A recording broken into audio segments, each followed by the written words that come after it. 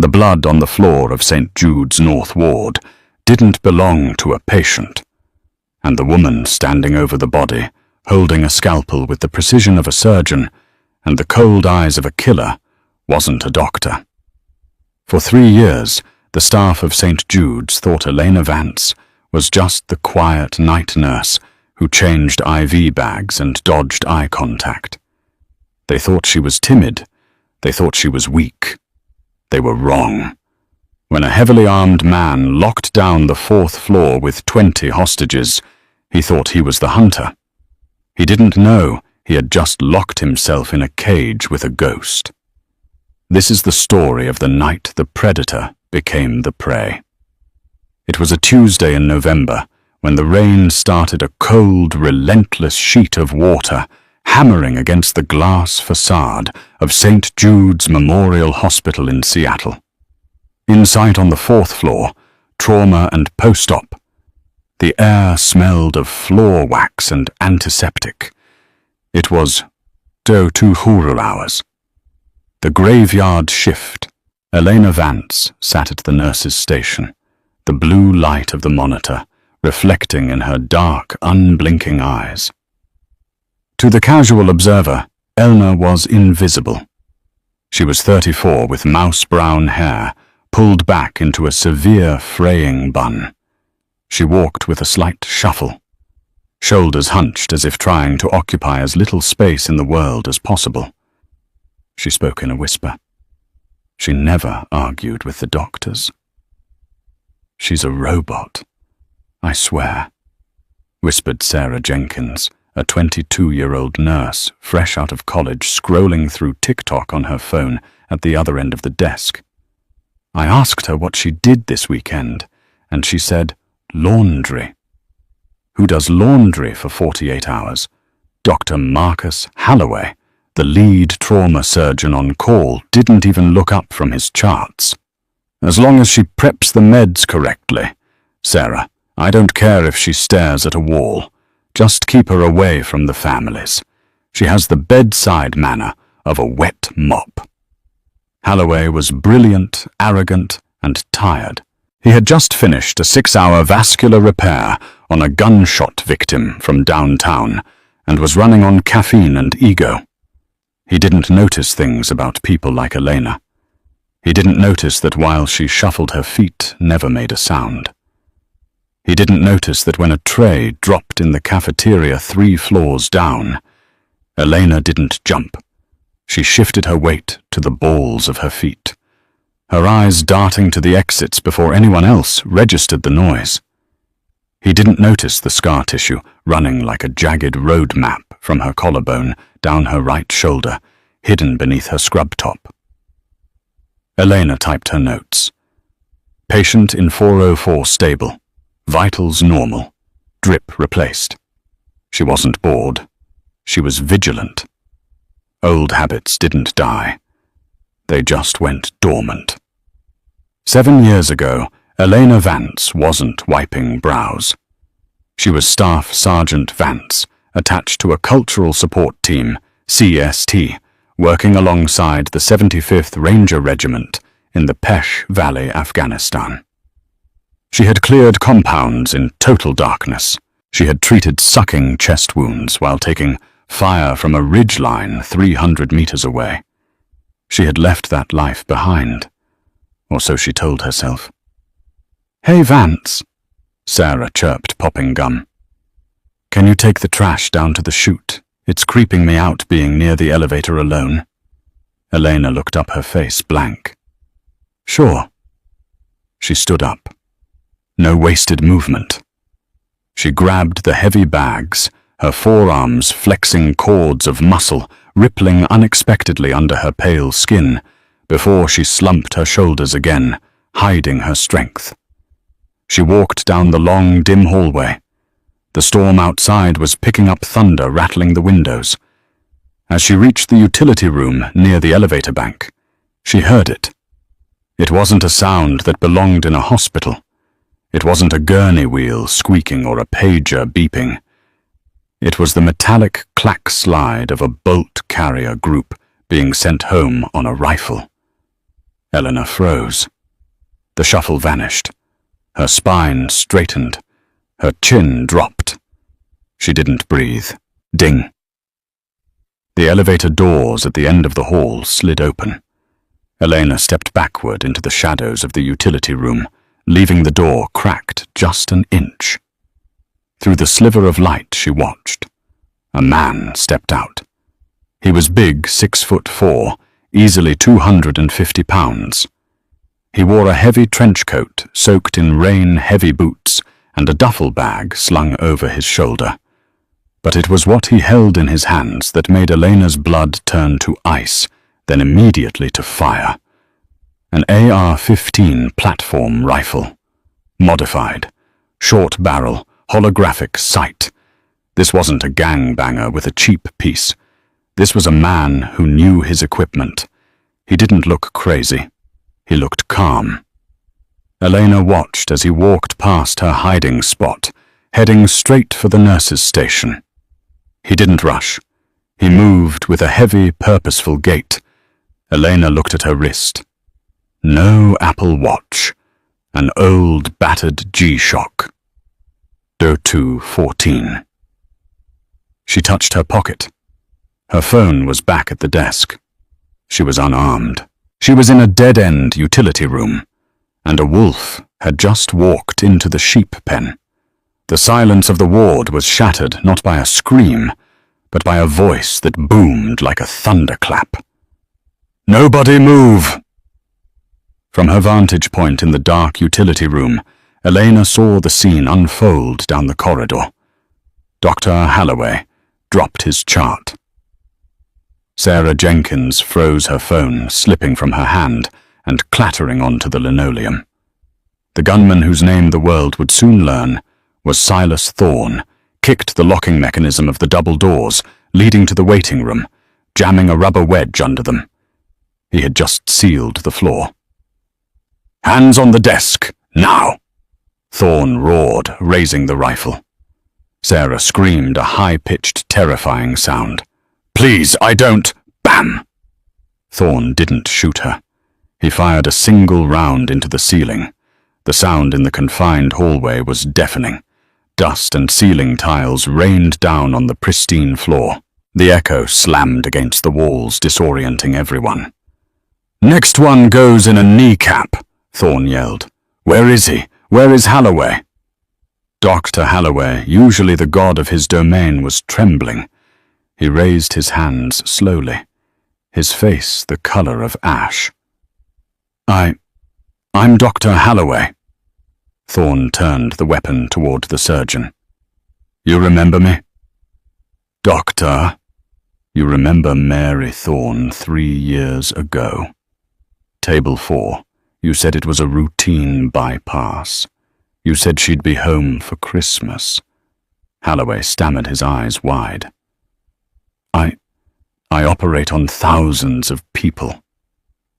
I don't—" "You killed her," Thorne screamed, the calm facade cracking to reveal a jagged edge of grief and rage. "You were drunk. The nurses whispered about it. I spent 3 years finding the proof. And tonight we're going to have a trial, Doctor." Thorne swung the rifle back to Sarah. "You. Get the patients out of the rooms. Everyone in the hallway. Now anyone who can't walk, you drag them." Elena, still in the utility room, felt her heart rate spike, not from fear, but from the adrenaline dump. Tachypsychia set in. Time seemed to slow down. She assessed the threat. Target male heavy build. Weapon AR-15, likely semi-auto 30-round mag. He has a sidearm on his hip, looks like a 1911. Hostiles 1 visible. Friendlies. 2 staff visible, roughly 12 patients in the wing. Environment confined space. Hard cover limited to the nurse's desk. She needed to move. If she stayed in the closet, she was useless. If she charged him now from 50 feet away with 0 cover, she was dead. She needed to become part of the scene. She needed to get close. Elena took a deep breath, closed her eyes for a split second and flipped the switch. Staff Sergeant Vance receded. Timorous Nurse Ellie came forward. She pushed the utility door open and stumbled out, dropping the trash bags loudly. Thorne spun around, the rifle snapping toward her. "Freeze!" Elena threw her hands up, trembling violently. She hunched her shoulders, making herself look smaller, pathetic. She let her mouth hang open in terrified shock. "Don't shoot!" she wailed, her voice cracking. "Please, I'm just the nurse. I was just taking out the trash."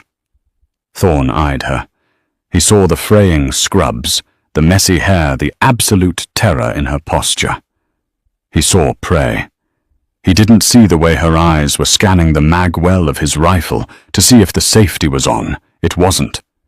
He didn't see her gauging the distance between him and the scalpel tray on the crash cart. "Get over here," Thorne barked, gesturing with the barrel. "Move!" Elena scrambled forward, tripping over her own feet, a calculated move to lower his guard. She joined Sarah and Halloway at the desk. Sarah was sobbing uncontrollably. Elena grabbed Sarah's hand, squeezing it hard. "It's okay," Elena whispered, her voice shaking for show, but her grip like a vice. "Just breathe." "Shut up!" Thorne yelled. He reached into his duffel bag and pulled out a bundle of heavy-duty zip ties. He threw them at Elena. "You, the ugly one!" Thorne sneered at Elena. "Tie them up, hands behind their backs. If you leave them loose, I kill the girl first." Elena picked up the zip ties. Her hands were steady until she noticed him watching. Then she forced them to shake. This was a mistake. He was giving her freedom of movement. He was letting the wolf walk among the sheep because he thought she was a dog. As Elena moved behind Dr. Halloway to bind his wrists, she leaned in close to his ear. "Doctor," she whispered, so low only he could hear her voice, suddenly devoid of any fear, stripped of any stutter. It was a voice of pure, cold command. "When the lights go out, drop to the floor and cover your head. Do not move until I say clear." Halloway turned his head, slightly confusion warring with terror in his eyes. "What? Tighten your muscles," she ordered, cinching the zip tie. She left it just loose enough that he could torque his wrists, but tight enough to look secure. She moved to Sarah. "Sarah," she whispered, "I need you to be brave. Can you do that? I'm going to die." Sarah sobbed.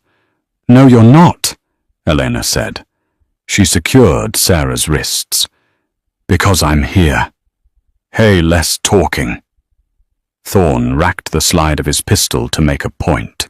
Elena stood up and turned to face the gunman. She was 5 feet away from him. He towered over her. "They're tied," Elena whimpered, clasping her hands in front of her chest, a submissive pose that also kept her hands ready near her centerline. "Good," Thorne said. He looked at the clock. 02:25. "Now we wait for the police. And the cameras." He turned his back to her for a fraction of a second to check the window. Elena's eyes shifted to the master power breaker panel, located just behind the nurse's station desk. It was 20 feet away. Too far. She needed a weapon. Her eyes landed on the desk. A pen, a stapler, a pair of trauma shears. Thorne turned back around. "You. Go check on the patients. Bring them out here. If anyone tries to run, I start shooting the doctor." Elena nodded frantically. "Oh, okay. I'll go." She turned and walked down the hall toward the patient rooms. As soon as she broke the line of sight around the corner, the shuffle vanished again. She moved with lethal speed. She ducked into room 402. Mrs. Gable, an 80-year-old with a hip fracture, was waking up confused by the noise. "Shh, Mrs. Gable," Elena said softly. She moved to the bedside table. She wasn't looking for medicine. She was looking for chemistry. She grabbed a bottle of rubbing alcohol isopropyl. She grabbed a lighter from Mrs. Gable's purse. The woman was a secret smoker. She grabbed a handful of gauze pads. She looked at the ceiling, the fire suppression system. If she triggered the sprinklers, the chaos would be absolute. But the water would make the floor slick bad for footing. She had a better idea. She moved to the supply closet at the end of the hall. She found what she needed, a portable oxygen tank and a defibrillator unit. Elena Vance checked the charge on the defibrillator. Full. She ripped the sleeves off her scrub top, tying the fabric tight around her knuckles to protect them. She took a deep breath. The Ranger Creed echoed in the back of her mind. "I will never leave a fallen comrade to fall into the hands of the enemy." She stepped back out into the hallway. "Hey!" Thorne shouted from the station. "What's taking so long?" Elena walked back toward the light, but she wasn't hunched over anymore. She was walking tall. In her right hand, hidden behind her leg, she held the trauma shears she had swiped from a cart in the hall. In her left, she gripped a glass vial of succinylcholine, a paralytic agent. "I had to help Mrs. Gable," Eleanor called out. Her voice was different now. It carried. It was steady. Thorne squinted. He sensed the shift. The air in the room changed. The prey wasn't acting like prey anymore. "Stop right there!" Thorne raised the rifle. Elena stopped. She was 10 meters away. "You look different," Thorne said, narrowing his eyes. "It's the lighting," Elena said flatly. "Get on your knees," Thorne commanded. Elena looked him dead in the eye. "No." The silence that followed was heavier than the storm outside. Halloway gasped. Sarah stopped crying, staring at Elena in disbelief. "What did you say to me?" Thorne whispered, stepping forward, the rifle aimed at her chest. "I said no," Elena repeated. She shifted her weight. "And you should have checked the back exit, Silas." Thorne flinched his head, jerking instinctively toward the hallway behind him. It was a lie. There was no back exit unlocked. But the distraction bought her 0.5 seconds. Elena moved.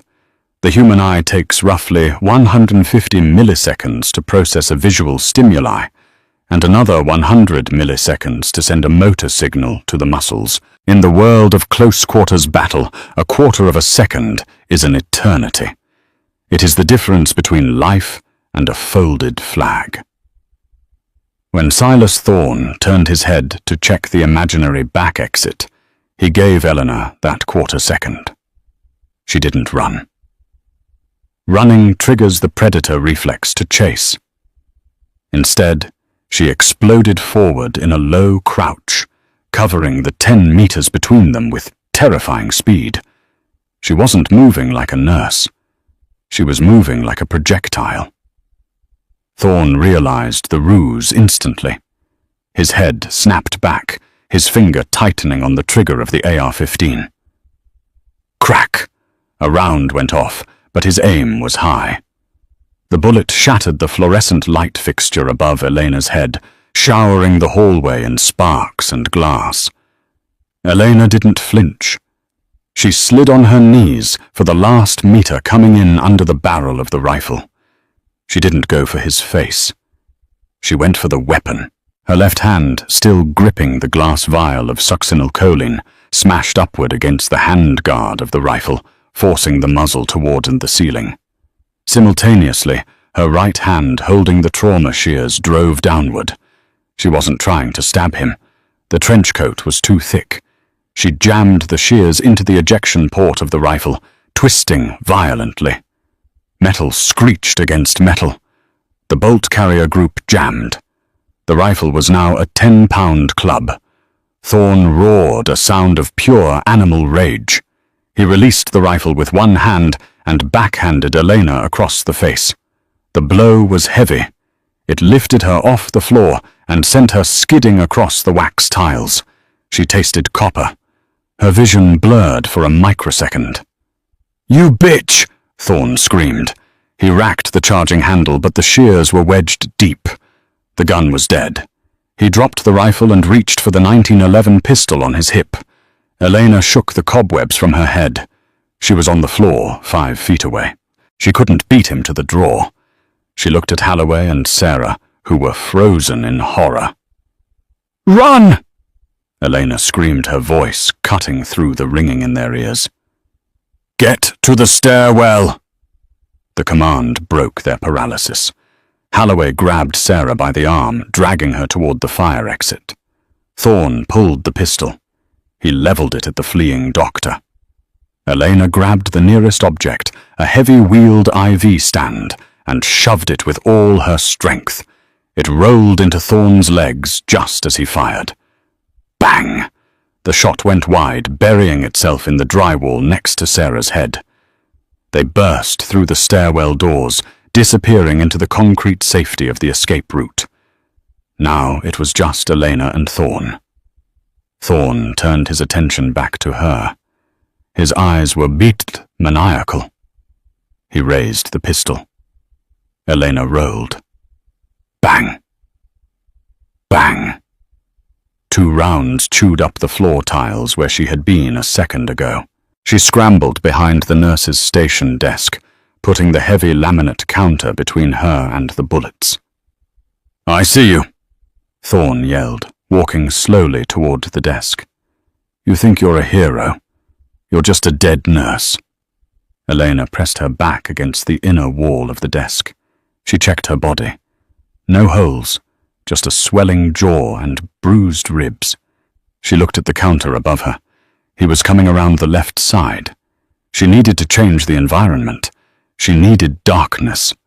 She looked at the computer terminal on the desk. The uninterruptible power supply, UPS battery backup, was sitting on the floor. Heavy. Lead acid. She could hear his boots crunching on the broken glass. Crunch. Crunch. He was 6 feet away. Elena ripped the power cord of the UPS from the wall. She grabbed the unit, counting the footsteps. Crunch. 4 feet. Crunch. 2 feet. Elena stood up, not away from him, but into him, as Thorn rounded the corner of the desk, expecting her to be cowering on the floor. He found her standing. Before he could raise the pistol, she swung the UPS unit like a medieval flail. It connected with his wrist. There was a sickening crack of bone. Thorn screamed and dropped the pistol. It skittered across the floor, sliding under a locked medicine cabinet. He was disarmed, but he was huge, and he was enraged. He didn't need a gun to kill her. He lunged, tackling her. They crashed into the wall behind the desk. The impact knocked the wind out of Elena. Thorn's hands, the size of hams, found her throat. He squeezed.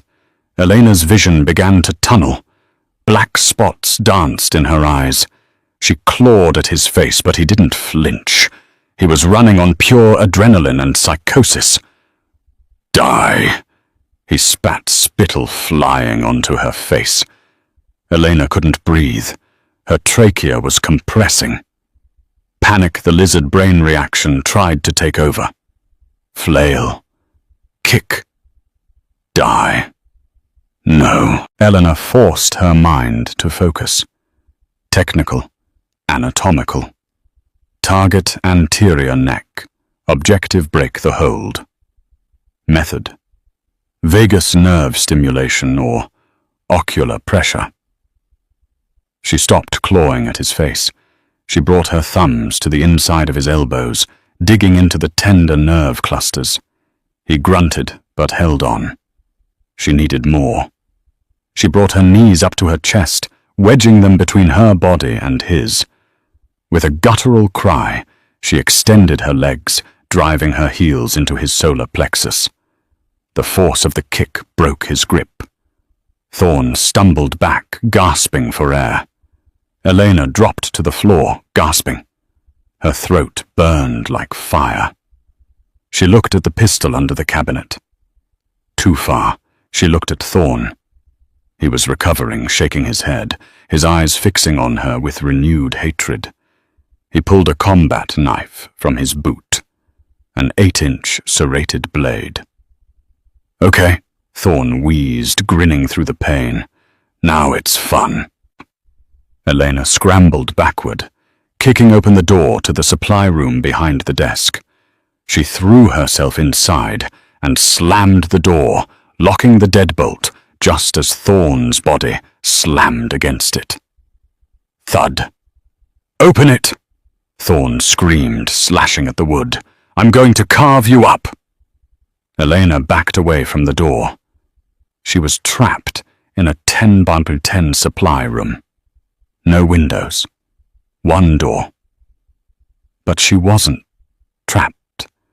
She was in the armory. This was a medical supply room. To a civilian, it was bandages and saline. To a ranger, it was a corps of chemical and biological weapons. Elena looked around. Her breathing slowed. The fear evaporated, replaced by a hold, calculating resolve. "You want to play in the dark," she whispered to herself. She reached up and smashed the light bulb with the handle of a mop. The room plunged into pitch blackness. She moved to the shelves, her hands guided by muscle memory, and 3 years of stocking these shelves found what she needed. Ethanol, ammonia, bleach, a pressurized canister of freezing spray ethyl chloride. She heard Thorn outside. He was shooting the lock off the door with the rifle he had unjammed. Blam, blam. The wood splintered. The door kicked open. Thorn stood in the doorway, silhouetted by the hallway lights. He couldn't see into the black void of the supply room. "Come out, little nurse," he taunted, stepping into the darkness. Elena was gone. She had climbed the shelving unit and was pressed against the ceiling, silent as a spider. The hunt was on. Outside St. Jude's Hospital, the world had turned into a kaleidoscope of red and blue lights. SWAT teams from the Seattle Police Department had established a perimeter. Armored bearcats idled on the wet pavement. Snipers were positioning themselves on the rooftops of adjacent buildings, battling the driving rain to get a sightline into the 4th floor. Captain Miller, the incident commander, stood by the hood of his cruiser, looking at the blueprints of the hospital. "Status," he barked into his radio. "We have 2 hostages released," a voice crackled back. "Dr. Holloway and a nurse, Sarah Jenkins. They exited via the north stairwell." "Get them to the command post, now," Miller ordered. 5 minutes later, a trembling Sarah and a shell-shocked Dr. Holloway were wrapped in blankets, standing under the awning of the command tent. "Tell me what's happening up there," Miller said, his voice urgent. "How many shooters?" "1," Holloway said, his voice raspy. "Big guy. Heavy weapons. Who is still in there?" "Patients," Sarah sobbed. "And Elena." "Elena?" Miller asked. "Another nurse." "Yeah," Holloway said, wiping rain from his face. "But she's not just a nurse." Miller frowned. "What do you mean?" Holloway looked at the police captain, his eyes wide, with a mixture of confusion and awe. She took him apart. She jammed his rifle with a pair of scissors. She hit him with a battery backup. The way she moved. "Captain, I've seen soldiers before. Elena isn't a nurse. She's a war machine." Miller turned to his aide. "Run the name. Elena Vance. I want to know who is in that building." The aide typed furiously on a laptop. A moment later, he stopped. He looked up, his face pale. "Captain," the aide said, You're going to want to see this. Miller looked at the screen. Name, Vance Eleanor. Rank, Staff Sergeant, Rhett. Unit 75th Ranger Regiment Cultural Support Team. Decorations, Silver Star, 2 Purple Hearts. Notes. Honorable discharge following IED injury in Kandahar. Specializations include Sir. Survival, Evasion, Resistance and Escape Level C. Combat. Medic Close Quarters. Battle. Miller stared at the screen. He looked back up at the 4th floor where the lights were flickering. God help that gunman, Miller muttered. Stand down the entry team. We don't want to get in her way. The darkness was Elena's ally. She had lived in the dark for months at a time, in the mountains of the Hindu Kush. She knew how sound traveled in it. She knew how fear tasted in it. Thorn moved slowly into the room, leading with his knife. He was breathing heavy, a loud, rasping sound that gave away his position every second. I know you're in here, he hissed. Elena hung from the top shelf of the metal rack, her legs wrapped around the uprights. She was directly above him. In her hand, she held a makeshift weapon, a 500 ml glass bottle of ether, wrapped in a towel. She waited. Thorn took another step. He was directly below her. Elena released her hold on the shelf with her legs and dropped. She didn't land on him. She landed behind him, silent as a cat. Thorn spun around, slashing the air with his knife. Elena ducked the blade, feeling the wind of it pass over her ear. She stepped in, jamming the towel-wrapped bottle of ether into his face. She smashed the glass against his nose. The bottle shattered. The liquid soaked the towel and his face. The fumes were instant and overpowering. Thorn gagged, flailing. He slashed blindly, the knife catching Elena's scrub top, slicing a thin line across her stomach. She ignored the pain. She held the towel over his face, riding his back as he thrashed like a bull. Breathe deep, she whispered in his ear. Thorn's knees buckled. The ether was entering his bloodstream, depressing his central nervous system. His movements became sluggish. The knife dropped from his hand. He fell to his knees, then to his face. Eleanor rolled off him, gasping for fresh air. The fumes were making her dizzy too. She scrambled to the door, kicking it open to let the hallway light and air in. She looked back at Thorn. He was unconscious, a heap of wet trench coat and muscle on the floor. It was over, or so she thought. As Elena leaned against the doorframe, trying to catch her breath, the hospital's PA system crackled to life. Code black, fire in the North Ward. Elena froze. Fire. She looked down the hall. Smoke was billowing from room 402, Mrs. Gable's room. Thorn must have set a charge or knocked over something flammable before he came for her. The fire alarm began to blare. The sprinklers kicked on, drenching the hallway in a deluge of grey water. Elena looked at Thorn. He was out cold. She could leave him. She could run. But the patients were still in their rooms. And then she saw it. Thorn's hand moved. He wasn't out. He was faking. Or he had a tolerance that defied medical science. Thorn roared, pushing himself up from the chemical puddle. His face was red, his eyes bloodshot and streaming tears. But he was alive. And he was holding a detonator. If I go... Thorn coughed, blood and ether dripping from his face. Everyone goes. He held up a small black device. C4, he rasped. In the oxygen storage. The oxygen storage room. If that went up, it wouldn't just be a fire. It would be a crater. It would take out the entire north side of the hospital. Elena looked at the detonator. She looked at the distance between them. 10 feet. She looked at her own hands. Empty. "Drop it," Elena said. "No." Thorne smiled a gruesome, broken expression. "I want to see the sky fall." He moved his thumb toward the button. Elena didn't think. She didn't plan. She reacted. She grabbed the only thing left on her person. The pen in her pocket. A standard-issue, cheap plastic ballpoint pen. She threw it. It wasn't a throwing knife. It shouldn't have worked. But Elena Vance had spent hours throwing rocks at tin cans in the boredom of the desert.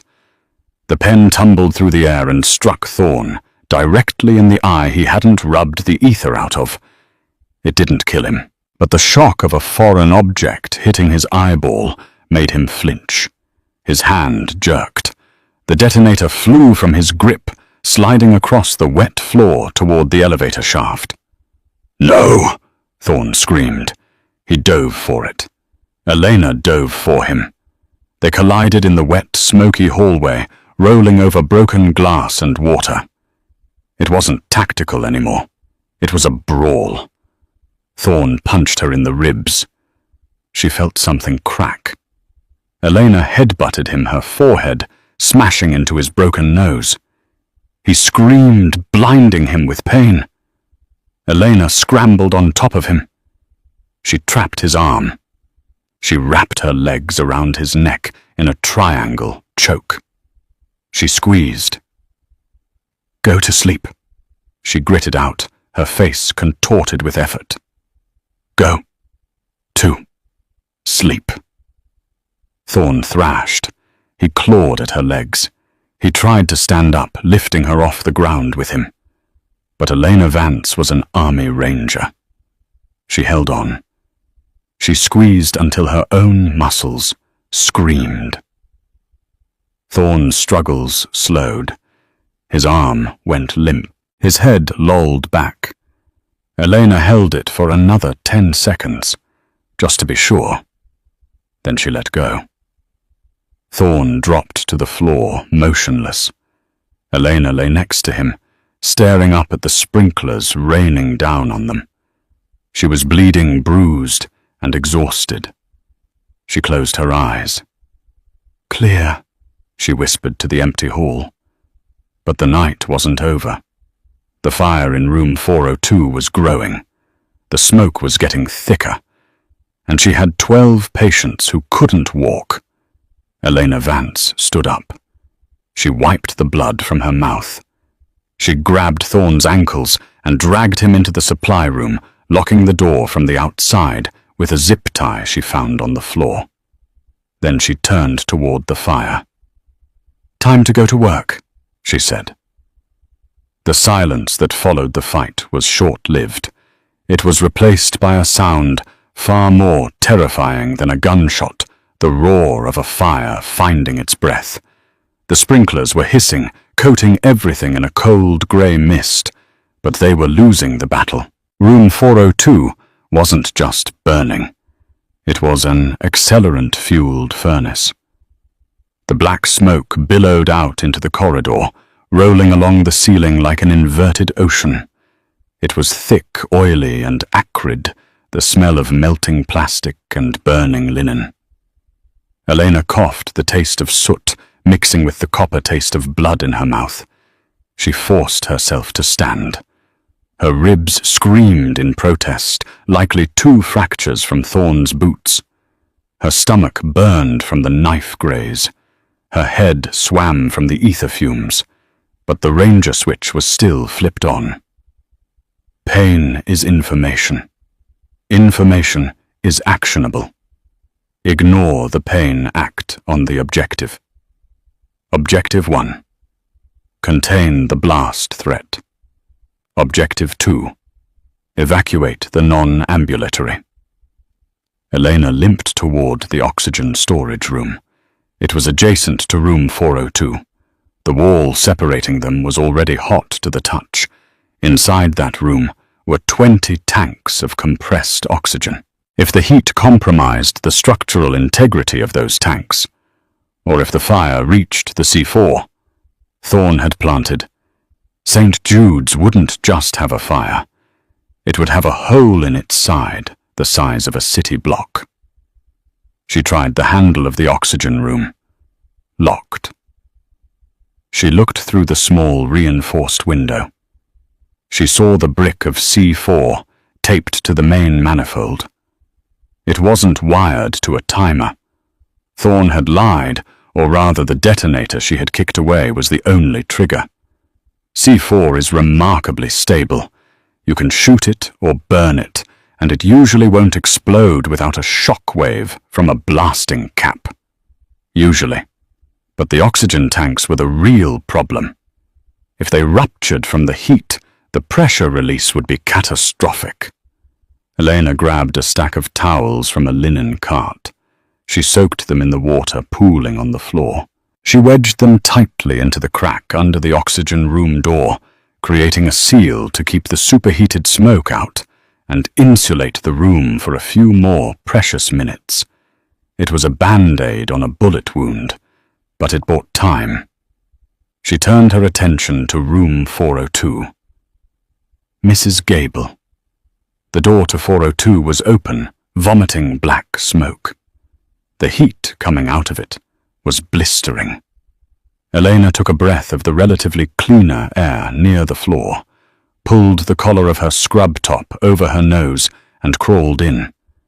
Visibility was 0. The heat was oppressive, searing her skin. The orange glow of flames licked the curtains and the ceiling tiles. "Mrs. Gable!" Elena shouted into the roar. A weak cough answered her from the far side of the bed.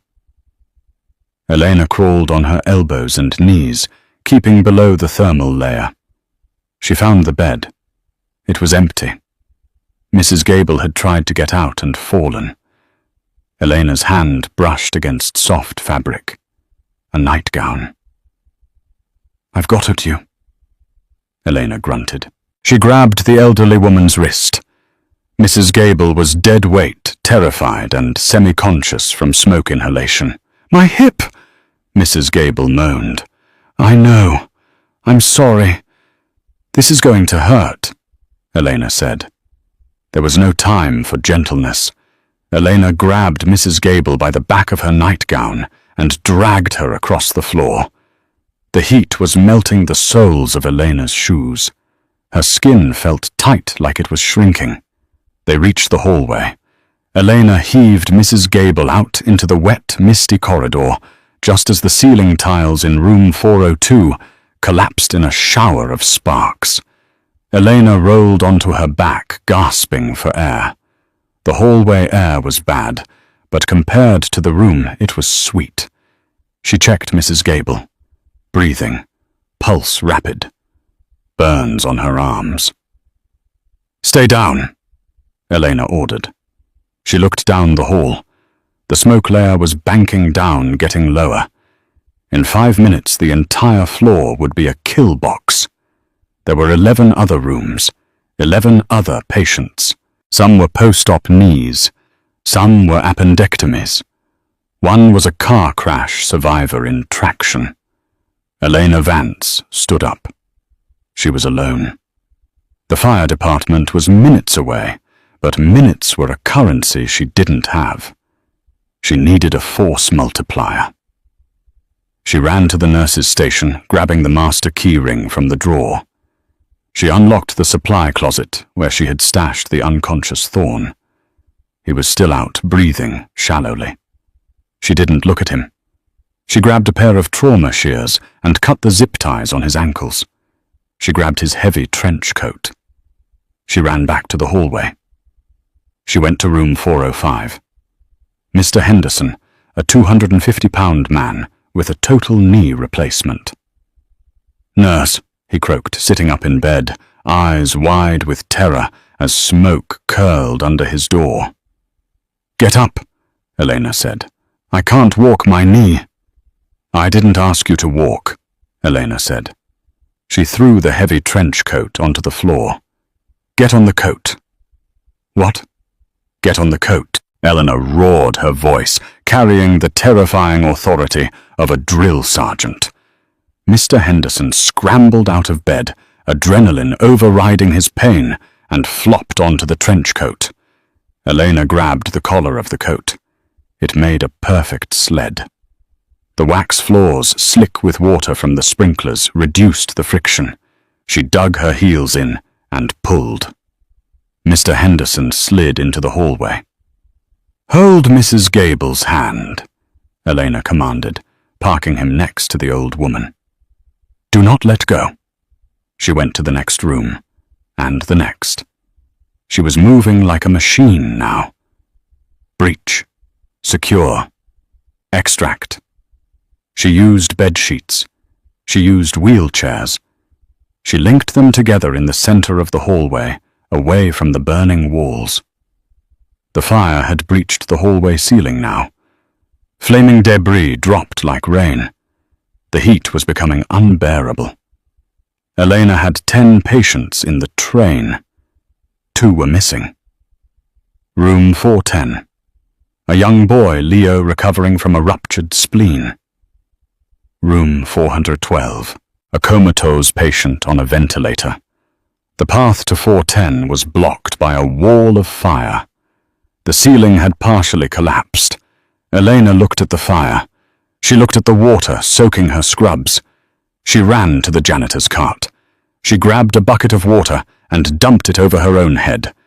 Then she took a deep breath, lowered her head, and ran straight through the wall of fire. Captain Miller of the Seattle SWAT team stood at the base of the stairwell on the ground floor. The blueprints were useless now. The radio reports were chaotic. "Fire Command says the 4th floor is fully involved," a sergeant yelled over the sirens. "They can't get the ladder truck close enough because of the wind and the overhang." "We have to go up," Miller said. "We have hostages. Captain, it's an oven up there. We have no visibility. If we go in, we might not come out." Miller grit his teeth. "We go. Alpha team on me. Breaching charges. Gas masks on." The SWAT team moved up the stairwell, a column of black-clad warriors. They reached the 4th floor landing.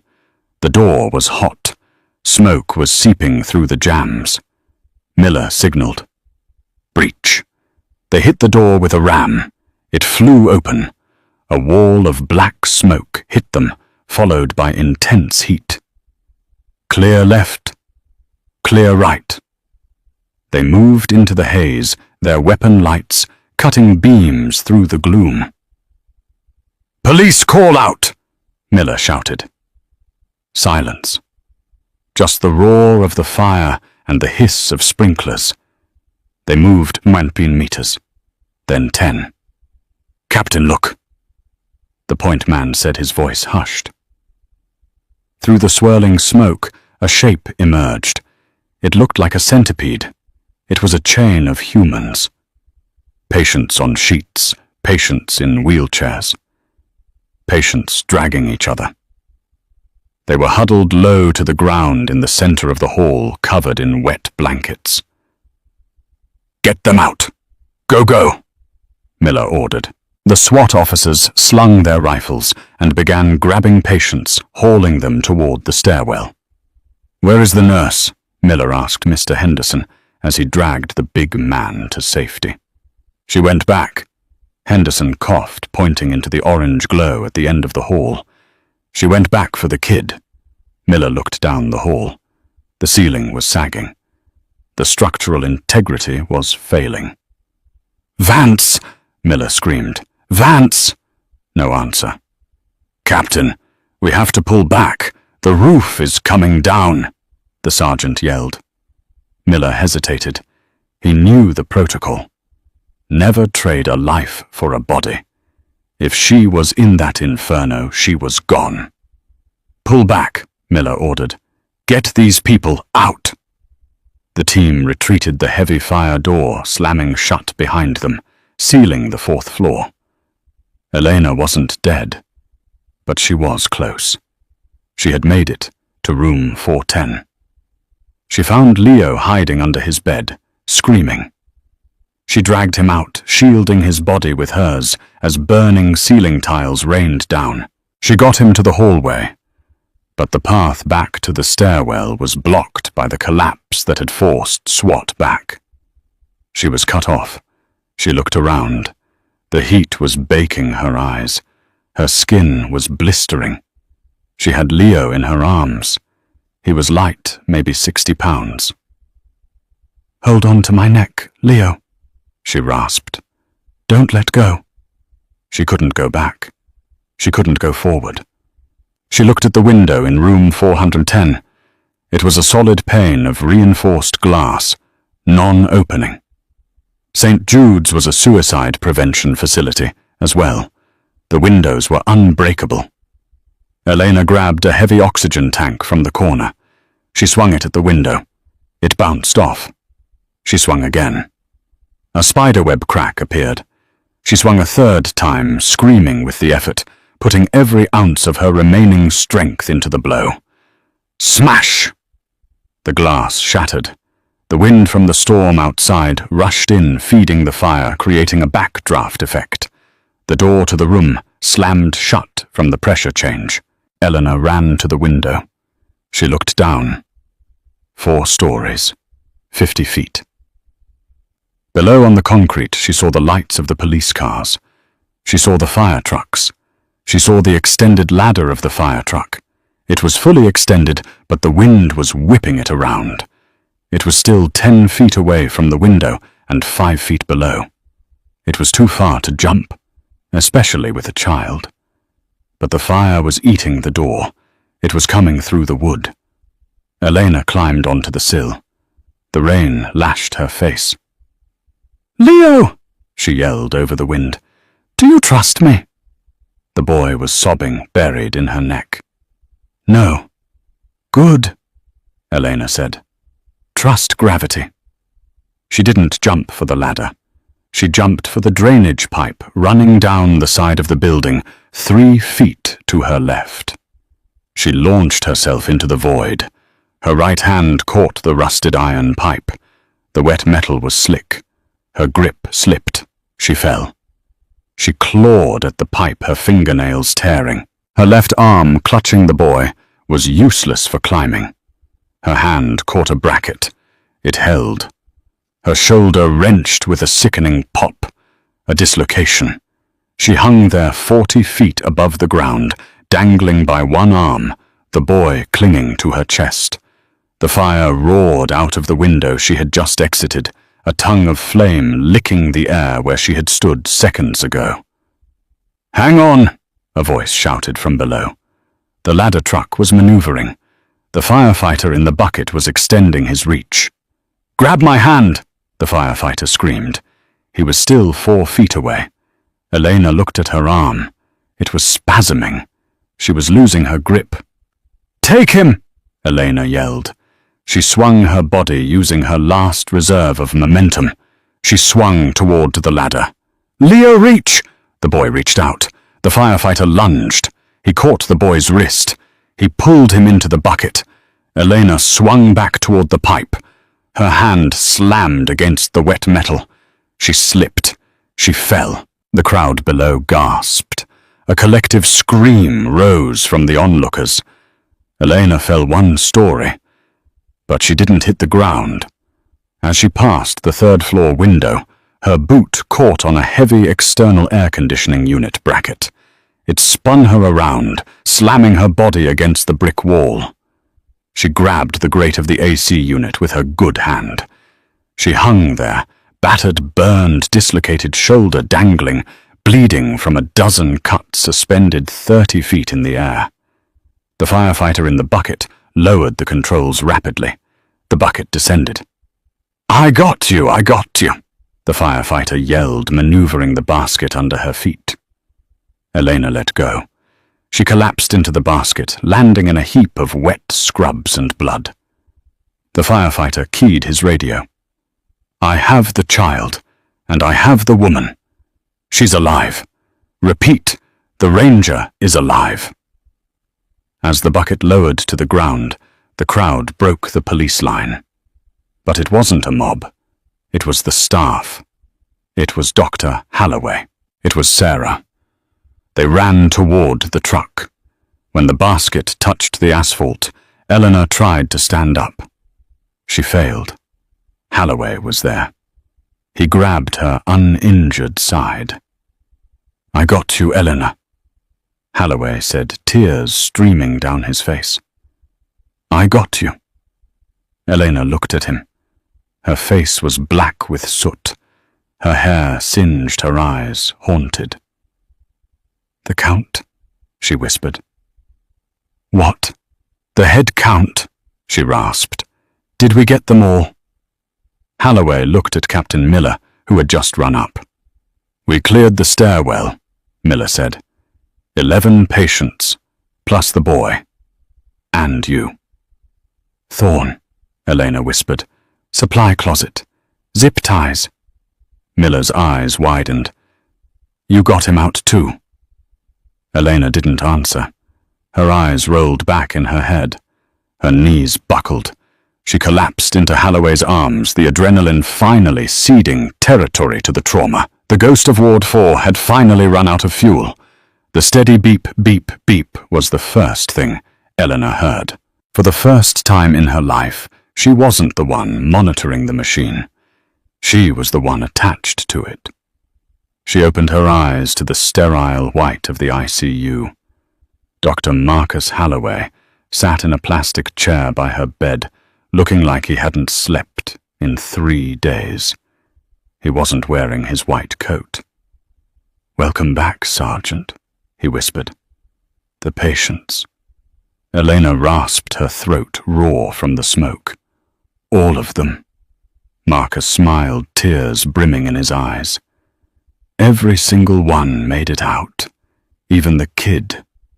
You threw him into a firefighter's arms from 40 feet up." Elena nodded, relief washing over her battered body. She had 3 broken ribs, a dislocated shoulder, and second-degree burns across her back. Thorn was currently in the prison ward at Harborview, handcuffed to a bed with multiple fractures. He was done. "I read your file," Marcus said, his voice trembling.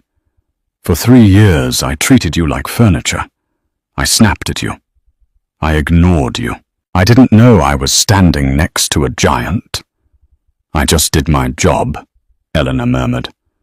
"No, you did mine," Marcus countered. He leaned in, his expression haunted. "Thorn." Before he went down, he screamed that I was drunk that night 3 years ago, when his wife died. He looked at her, terrified of the answer. "Was I Elena? I was in a dark place then. I don't remember."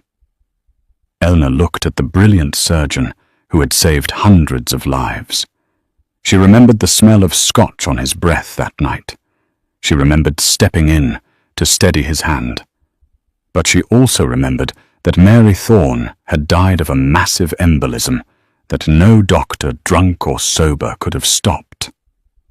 "You were tired, Marcus." She lied, her voice steady and commanding. "You were sober. You did everything right." Marcus slumped back, the crushing weight of 3 years lifting from his shoulders. She had saved his life in the fire, and now, with that one mercy, she had saved his soul. 3 weeks later, the press filled the hospital lobby, clamoring for the Angel of St. Jude's. The mayor was there with a key to the city, but the podium remained empty. Up on the 4th floor, amidst the smell of fresh paint and drywall, Elena Vance stood at the nurse's station. Sarah Jenkins, no longer glued to her phone, walked up and handed her a small box. "We know you hate the spotlight, but the staff, we needed to do this." Inside was a new name badge. It didn't just say Eleanor Vance, RN. It read Eleanor Vance, Ranger, Charge Nurse. "Charge Nurse?" Eleanor raised an eyebrow. "That means more paperwork." "It means you run the show," Marcus said, stepping off the elevator. "Though I think you always have." Eleanor clipped the badge to her scrubs. She looked at her team not just co-workers anymore, but a squad. She took a deep breath. The war was over, but the mission never ended. "All right," Eleanor said, her voice sharp. "Show's over. Mrs. Gable needs her meds. Let's get to work." She turned and walked down the hall, silent as a ghost ready for the night watch. And that is the story of Eleanor Vance. It's a story that reminds us that heroes don't always wear capes, and they don't always wear uniforms. Sometimes they wear frayed scrubs and comfortable shoes. Sometimes the person saving your life is the one person you never bothered to say hello to. In a world obsessed with loud voices and viral moments, Eleanor teaches us the power of quiet competence. She teaches us that true strength isn't about how much noise you make, but about what you are willing to do when the lights go out and the fear sets in. It makes you wonder, who are the quiet warriors in your life? Who is the person in your office, your school, or your hospital who seems invisible but might be holding the whole place together? If this story had you on the edge of your seat, please hit that like button. It helps us find more incredible stories like this one. And if you want to be part of our squad, subscribe and turn on the notification bell. We have a new story dropping next week about a deep-sea welder who found something in the Mariana Trench that the government tried to hide. You do not want to miss that.